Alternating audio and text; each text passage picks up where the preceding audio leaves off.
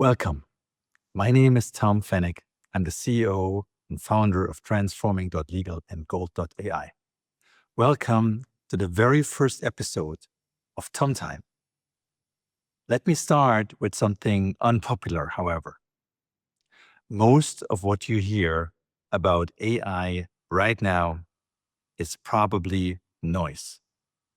Fear-based, hype-based, click-based. If you are a professional in law, compliance, HR, finance, the consulting industry, you're probably thinking, do I need to panic or shall I start planning?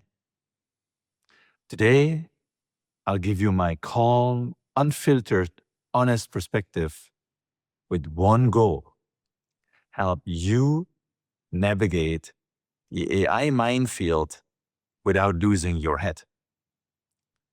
In this very first episode of TomTime, I'm going to call out 5 aspects of what I believe is actually happening underneath all the AI discussions and, frankly, AI hype. So number 1, I call it the manufactured urgency. Number 2, the AI upskilling trap. Number 3, I call this the AI leadership dilemma. Number 4, change awareness versus change procrastination. And number 5, doomsday predictions. But what are the real risks that I am seeing? So let's go. And thank you for staying with me. Number 1, the urgency scam. If you scroll through LinkedIn, for example, you'll see the same message in about 50 different versions. And it goes like this, quote, if your company doesn't adopt AI rapidly by the end of this year, 2026, you are dead, unquote. Honestly, I don't really buy that, because these predictions ignore 2 fundamental things.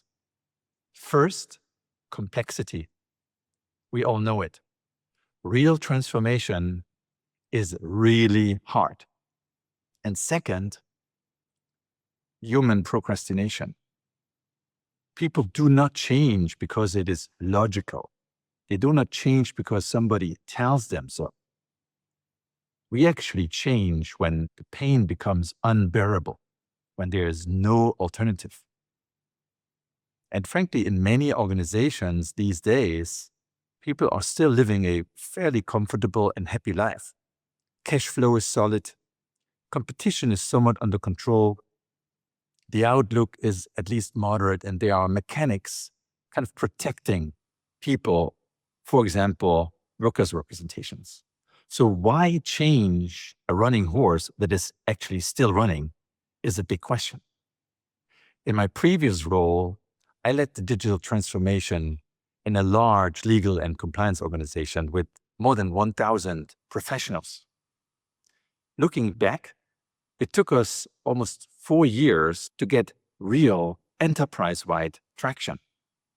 Not because we were acting stupidly or non-professionally, and not because we lacked cool technologies and AI as of the end of 2022. No, the first roughly 2+ years we spent on several things. One was aligning among internal stakeholders because there's different interests in different industries. Second, designing our target operating model and aligning that asset with the stakeholders impacted. Building trust for this new model, for our new way of working, and yet also fighting internal resistance.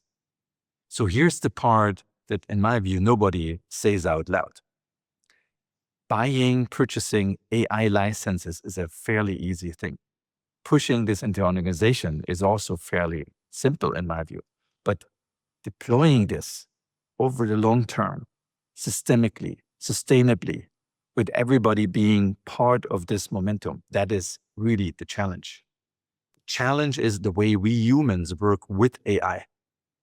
And that, frankly, is 10 times harder than pushing AI software into an organization or procuring it into a team. So if you are right now at a crossroads where you are calmly, reflectively designing the roadmap of your function or your entire organization with a strategic mindset, in my view, you're actually not behind, you are ahead of many. Number 2, the AI upskilling trap. Let's talk about all those fancy AI courses, prompting boot camps, free Stanford University or MIT AI curriculum online dumps. Fascinating and really, certainly valuable for many, me included. I love learning. I find this technology really fascinating. But here is the truth in my view. Most professionals these days do not first understand AI that deeply. They do not first need to know all the details about LLMs and transformer architecture, F1 testing scores, the history of deep learning, and everything around it. What we first need to understand is much more simple, yet, in my view, actually a bit brutal. It is the current way of our working is expiring. And that brings the real question away from, should I do a prompt engineering course, to why am I still needed in my organization despite AI knocking at my door or already being in the house? If you can answer that clearly, in my view, you'll be safe. But if you cannot answer this, well, then you better stop doing what you're doing right now and start redesigning your current role. Because the future will not reward simple knowledge collectors or maybe even knowledge amplifiers. It will reward professionals who can simply frame complex problems and explain those problems to people, rationally, quickly, and convincingly make decisions, communicate tangible value, leading their clients through these times of uncertainty based upon trust and confidence. AI will not replace professionals per se, but as it has been said before, it will replace professionals who cannot clearly explain what they are doing right now and why they are still doing it. The third topic that I'd like to cover is the AI leadership dilemma. To me, this is one of the elephants in the room. Why? Because to lead in times of AI, you need to think in systems, in processes, in data flows, in decision trees, in automation logic. Let's just face it. Many leaders today reach the top without having exposed to all these technical intricacies, without having had to deal with automation, AI, and other technological things. Yet now, AI exposes what old leadership oftentimes actually hides: inefficiencies, bureaucracy, some self-protection, and complexity without real value behind it. And to me, most leaders won't frankly admit it, but many of them are somewhat scared because the very AI transformation that they are promulgating, demanding, actually means lifting the lid in an organization. And excuse my French, when you do that, it sometimes starts to stink because the amount of internal politics, hierarchy, sometimes theater, complexity is actually mind-boggling and, in my view, not really sustainable in times of AI. I have been there myself. Now, having changed the side of the table from corporate to technology consulting, it still is a present phenomenon and still appears sometimes as a bad dream because people are not really empowered to take their own decisions. Even fairly simple matters are being discussed in complex committees. And still, a lot of things require detailed documentation while we are still second guessing decisions. And when all this happens and AI comes through the door, expectations are not really met because AI doesn't instantly automate your tasks away and brings in some magic. Rather, it does force the question, as I said before, why are we doing things like the ones we do right now in our current traditional way, and how many people are still involved? Bold leaders embrace these questions and have answers, recognizing that solutions most likely mean downsizing, prioritizing, letting go. Weak leaders, however, protect the status quo. And if your leadership is somewhat protecting the status quo, because I'm a bit provocative here, it gives them glamorous dinners with clients or consultancies, corporate branding worship, certainly comfortable routines, and sometimes people around them constantly praising their successes, then you're not on a growth pathway. You're actually on a slow decline, and it's time to ask your leadership uncomfortable questions. A few examples. What will change in our organization because of AI? What processes that are real pain points for us will entirely disappear? What can we simplify? And the most important question is, what is in for you? If your leadership cannot answer these questions, they are not leading. They are delaying at best or strategically ignoring at worst. Here comes my fourth point to cover: change awareness versus change procrastination. And here's the next reality. We all understand change is inevitable. It will be coming in this time of artificial intelligence. But understanding change and initiating it are two completely different worlds. Because most of us do not want to change, voluntarily at least. We like our comfort zones. We like how we present ourselves to friends, peers, clients. We like how they perceive us. And we feel very confident in this because actually we have spent years building that foundation. So with AI, the reality is it does not just threaten our jobs, it actually threatens our identities.